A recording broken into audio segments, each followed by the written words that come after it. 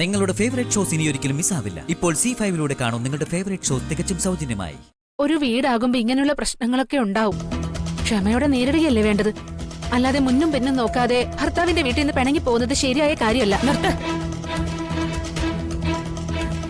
നിങ്ങളുടെ ഭർത്താവിനെ കൊണ്ട് എന്റെ ഭർത്താവിനെ തല്ലിച്ചപ്പോ ഈ ഫിലോസഫി ഒന്നും കണ്ടില്ലല്ലോ. ഉളുപ്പില്ലാതെ നിൽക്കുന്നു നോക്ക്.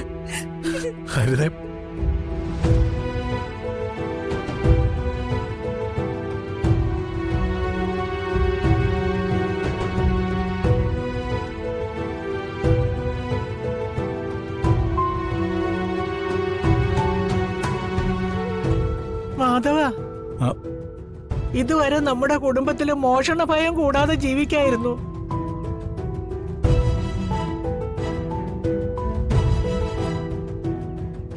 ഇനിയിപ്പോ അതിനും രക്ഷയില്ലല്ലോ.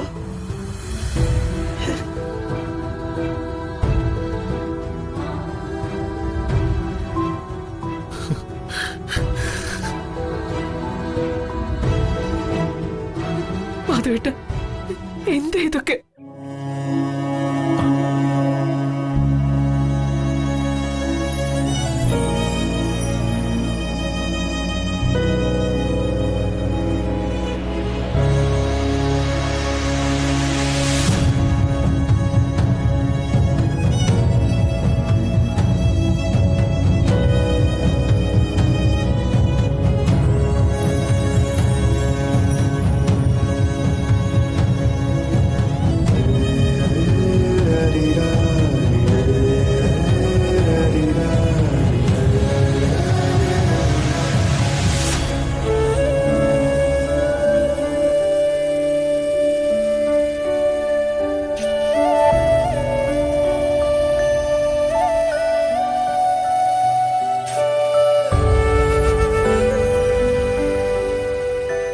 വേലി തന്നെ വിളവ് തിന്നുന്നു കേട്ടിട്ടേ ഉള്ളൂ.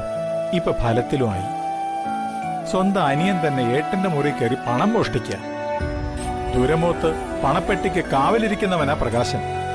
നിധി കാക്കുന്ന ഭൂതം. അവന്റെ പണമാ കൊള്ളയടിക്കാൻ നോക്കിയത്. അവനിത് കണ്ണിൽ കാണുന്ന കാക്കിയോട് പോലും പറഞ്ഞു നടക്കും. ഇതിപ്പൊരു നാണക്കേടുണ്ടാവാനുണ്ടോ മോളെ?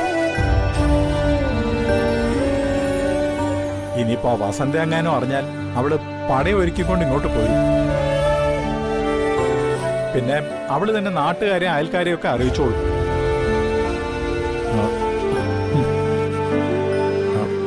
മോളെ, നിന്നോട് മാത്രം അച്ഛനാ രഹസ്യം പറയാം. എന്താ അച്ഛാ? അത് എന്റെ ഭൂമിയുടെ ആധാരം മോഷ്ടിച്ചത് മറ്റാരുമല്ല, മനോജ.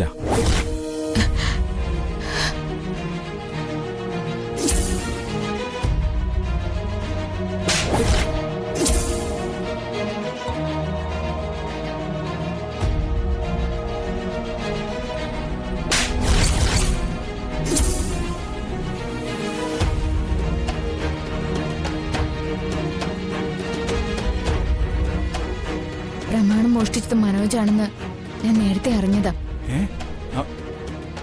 നേരത്തെ അറിഞ്ഞെന്നോ?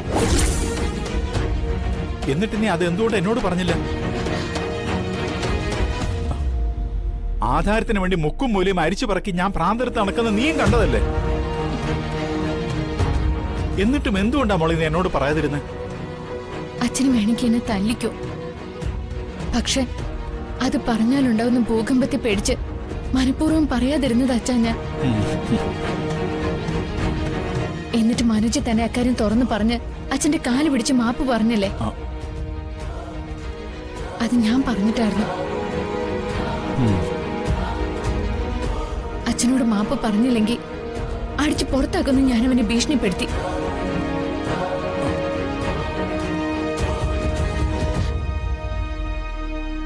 അതുകൊണ്ട് ആ പ്രശ്നം ഒരുവിധം ഒതുങ്ങി. പ്രകാശേട്ടന്റെ പണത്തിൽ തന്നെ അവൻ കണ്ണുവെക്കുന്ന തീരെ പ്രതീക്ഷിച്ചില്ല. എന്തെങ്കിലും ഒരു സൂചന കിട്ടിയിരുന്നെങ്കിൽ അത് തടയായിരുന്നു. എന്നെ കുറിച്ചുള്ള അപവാദങ്ങൾ പോലും ചിരിച്ചുകൊണ്ട് നേരിട്ടവളാ ഞാൻ. പക്ഷെ ഓരോ ദിവസവും ഈ വീട്ടിൽ ഓരോ പ്രശ്നങ്ങളാ. എന്തൊരു വിധിയായത്. യാതൊരു പേരുദോഷവും വരുത്താത്ത മാധവൻ നായരുടെ മകൻ സ്വന്തം കുടുംബത്തെ കൊള്ളയടിക്കുന്ന മുടിയനായ പുത്രനാണെന്ന് നാട്ടുകാരറിഞ്ഞ പിന്നെ ജീവിച്ചിരുന്നിട്ട് കാര്യമില്ല. ഇനി എന്ത് വേണമെന്ന് എനിക്ക് അറിയില്ല അച്ഛ. ഇപ്പോഴത്തെ എന്റെ പേടി സ്വപ്ന ഹരിതയാ. ഒരു ഭാഗത്ത് കുഞ്ഞ് നഷ്ടപ്പെട്ടതിന്റെ ദുഃഖം, മറുഭാഗത്ത് ഭർത്താവിന്റെ മോഷണ ശ്രമം. അവൾ എങ്ങനെ പ്രതികരിക്കുമെന്ന് എനിക്കറിയില്ല. അതിനപ്പുറമാ കുറുപ്പ്. അയാൾ എങ്ങനെ പ്രതികരിക്കുമെന്ന് അച്ഛൻ അറിയില്ല മോളെ. അച്ഛൻ വിഷമിക്കാതെ. എല്ലാ വഴികളും അടയുമ്പോ എവിടെയോ ഒരു വഴി അടയാതെ കിടപ്പുണ്ട്. ആ വഴി ദൈവം തന്നെ കാണിച്ചു തരും. അങ്ങനെ ആശ്വസിക്കാം നമുക്ക്. മോളെ, നീയാണ് ഈ വീട്ടിന്റെ മൂത്ത സന്ധിതയായിട്ട് പിറക്കേണ്ടിയിരുന്നത്. അങ്ങനെയായിരുന്നെങ്കിൽ എല്ലാവർക്കും നീ ഒരു മാതൃകയായനെ. ആ, എന്ത് ചെയ്യാം, നിന്റെ അമ്മയുടെ വയറ്റിൽ പിറന്നത് പാഴ്ജന്മങ്ങളായിപ്പോയി. പ്രകാശനും വസന്തയും ആ ദൈവം അനുഭവിക്കാനായിട്ട് തന്ന രണ്ട് അബദ്ധങ്ങൾ.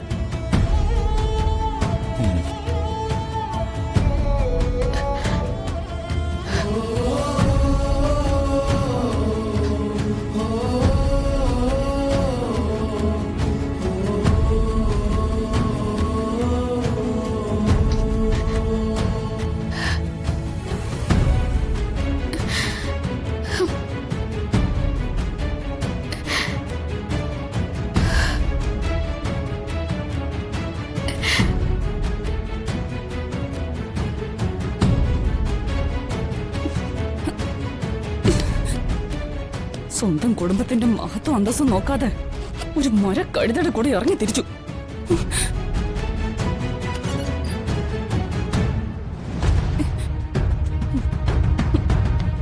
നശിച്ചൊരു പ്രേമം. ഇത് നേരത്താണവോ ഒന്നിനും കൊള്ളാത്തവനെ പ്രേമിക്കാൻ തോന്നിയത്?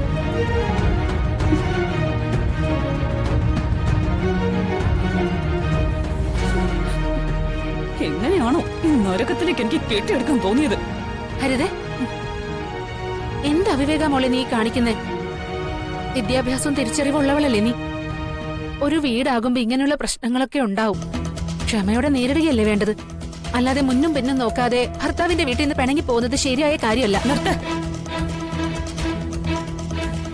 നിങ്ങളുടെ ഭർത്താവിനെ കൊണ്ട് എന്റെ ഭർത്താവിനെ തല്ലിച്ചപ്പോ ഈ ഫിലോസഫി ഒന്നും കണ്ടില്ലല്ലോ.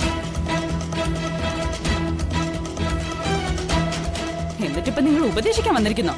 നാണമില്ലേ നിങ്ങൾക്ക്? ഡൗൺലോഡ് ചെയ്യൂ C5 ആപ്പ്. കാണൂ എല്ലാ എപ്പിസോഡുകളും സൗജന്യമായി.